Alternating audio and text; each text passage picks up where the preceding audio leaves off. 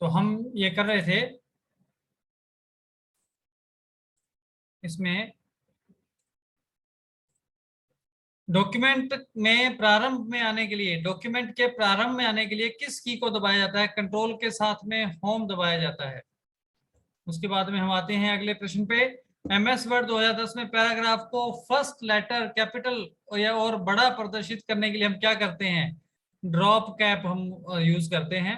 MS word 2010 में default view होता है, print layout view default view होता है। एक बार टैब दबाने पर कर्सर कितना आगे जाता है? आधा इंच आगे जाता है। आगे का प्रश्न है, हमारा नया डॉक्यूमेंट बनाने तैयार करने के लिए, खोलने के लिए हम कौन सी शॉर्टकट की यूज करते हैं? Control N. और नया डॉक्यूमेंट खोलना या नया डॉक्यूमेंट तैयार करना। अब है एमएस वर्ड में फाइल क्या कहलाती है? वर्ड में जो फाइल है वो डॉक्यूमेंट कहलाती है। एमएस वर्ड जो है, वर्ड रैप क्या होता है? टेक्स्ट जब अपने आप ही अगली लाइन में पहुंच जाता है उसे हम क्या कहते हैं? वर्ड रैप बोलते हैं। फुटनोट और एंड नोट का उपयोग किस के लिए किया जाता है? रेफरेंस के लिए किया जाता है। इनमें से कौन सा एक सिस्टम सॉफ्टवेयर का उदाहरण नहीं है? इसमें कोई भी सिस्टम सॉफ्टवेयर का उदाहरण नहीं है, सभी एप्लीकेशन सॉफ्टवेयर हैं। माइक्रोसॉफ्ट वर्ड 2010 में सेव एज हेतु शॉर्टकट की होती है 12।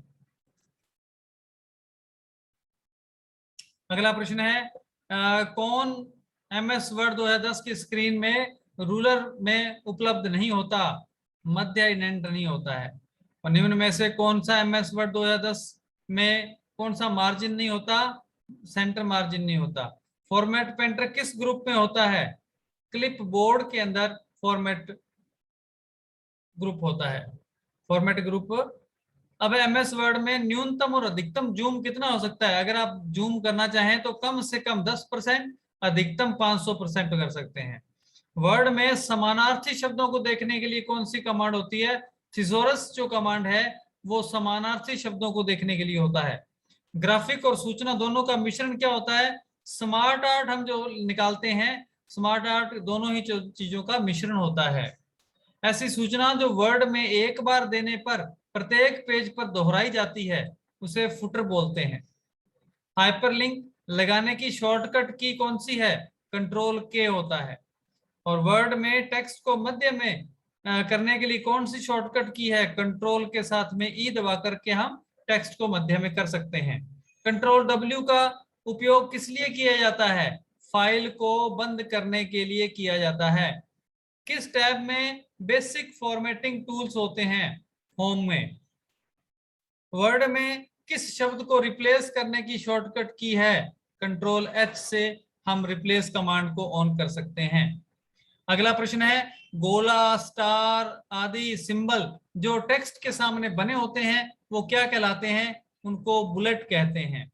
एक ऐसी प्रक्रिया एक ऐसी प्रक्रिया एक ऐसी प्रक्रिया जिसमें कई कमांडों को एक साथ स्टोर कर सकते हैं वो मैक्रो कमांड होती है। दूरस्थ शब्दों, लाइनों, पैराग्राफ को सिलेक्ट करने के लिए क्या करेंगे? पहले सिलेक्ट पर कंट्रोल दबाकर दूसरे लोकेशन पर क्लिक करेंगे। आगे है अगला प्रश्न।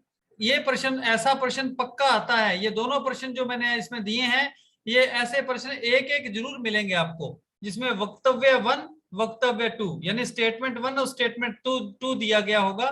पहला स्टेटमेंट कहता है कि क्लिप बोर्ड किसी एप्लीकेशन को क्लिप करने के लिए उपयोग करते हैं।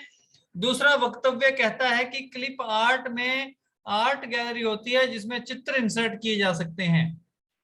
ठीक है, तो इसमें पहला वक्तव्य गलत है और दूसरा सही है। ऐसे इस प्रकार से अपने को आंसर देना है। अब निम्न में से शुद्ध वाक्य चुनना है। एक्स की 2 सुपरस्क्रिप्ट है और एक्स की 2 सबस्क्रिप्ट है। ये इसका आंसर सही है, परंतु इसमें थोड़ा सा गलती ये हुई है कि इसमें हमने सुपरस्क्रिप्ट और सबस्क्रिप्ट कमांड अप्लाई नहीं करी। सुपरस्क्रिप्ट के अंदर ये 2 ऊपर आएगा, सबस्क्रिप्ट के अंदर 2 नीचे आएगा। ठीक है, अगला प्रश्न लेते हैं हम। रूलर लाइन से लेफ्ट और राइट इंडेंट लगाया वह हटाया जा सकता है?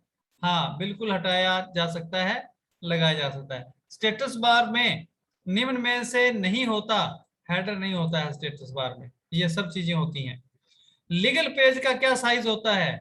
ये है 8.5 गुणा 14, 8.5 गुणा 14 इंच जो साइज होता है वो लीगल पेज का होता है। और 8.5 गुणा 11 जो होता है वो लेटर साइज होता है। और 8.27 गुणा 11.69 जो होता है वो A4 साइज का होता है। इसलिए अपने को तीनों याद रखने हैं, प्रश्न किसी भी प्रकार से आ सकता है। चलिए आगे चलते हैं। वाटरमार्क किस टैब में उपस्थित होता है? तो पेज लेआउट के अंदर हम वाटरमार्क लगाते हैं। एक से अधिक ऑब्जेक्ट को ग्रुप करने के लिए कौन सी शॉर्टकट की है? यहाँ इसमें कोई शॉर्टकट की नहीं होती है। वर्ड में शॉर्टकट की से जो ग्रुप को किसी भी एप्लीकेशन किसी भी ऑब्जेक्ट को ग्रुप किया जा सके। किस एप्लीकेशन का डिफॉल्ट पेज लेआउट निम्न में से भिन्न होता है? MS पावर पॉइंट में, क्योंकि वर्ड एक्सेस में जो पेज हम प्रिंट निकालते हैं वो हमेशा पोर्ट्रेट आते हैं और पावर पॉइंट में लैंडस्केप से शुरुआत होती है इसकी। आगे आता है इलस्ट्रेशन ग्रुप निम्न में से नहीं होता। इलस्ट्रेशन ग्रुप के अंदर क्या नहीं होता? टेबल नहीं होती है। बुकमार्क को देखा और इंसर्ट किया जा सकता है कहां से? क्रॉस रेफरेंस से। हाइपरलिंक को रन करने के लिए डैश बटन पर क्लिक करते हैं कंट्रोल के साथ। Line break, paragraph break, page break, table break की शॉर्टकट की क्रमशः होती है। ये मैंने सारी एक साथ दे दी है एक लाइन में। आपके लिए कभी भी प्रश्न किसी भी प्रकार से आ सकता है, तो इसका ये उत्तर सही है। शिफ्ट के साथ एंटर करेंगे तो लाइन ब्रेक, सीधा एंटर करेंगे तो पैराग्राफ ब्रेक, कंट्रोल के साथ एंटर करेंगे तो आप पेज ब्रेक, और शिफ्ट कंट्रोल और शिफ्ट के साथ एंटर करेंगे तो टेबल ब्रेक लगता है। बैक स्टेज व्यू में ऑप्शन नहीं होते, पेज ब्रेक ऑप्शन नहीं होता बैक स्टेज व्यू में। बैक स्टेज व्यू कौन सा होता है? जो फाइल मेन्यू होता है ना, उसे बैक स्टेज व्यू बोलते हैं।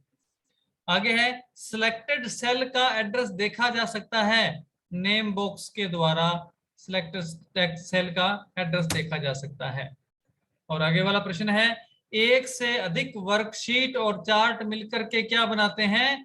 वर्कबुक का निर्माण करते हैं। एक्सेल के द्वारा वर्कबुक को फॉर्मेट में सेव किया जा सकता है।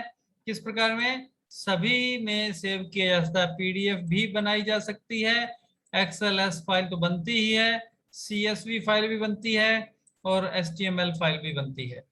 और अगला प्रश्न है, दो या अधिक शीट को एक साथ सिलेक्ट करने के लिए के साथ क्लिक करते हैं। दो शीट को या दो से अधिक करने के लिए कंट्रोल के साथ क्लिक करते हैं जब दो से अधिक शीटें सिलेक्ट होती हैं एक साथ। तो ये एक्सेल के क्वेश्चन शुरू हो गए हैं। इसके साथ ही आज की वीडियो मैं खत्म करता हूं। अगली वीडियो में आपको एक्सेल मिलेगा और कुछ आगे के और कमांड्स मिलेंगी, तो इंतजार कीजिए। अगली वीडियो बहुत ही जल्दी आपको मिलेगी।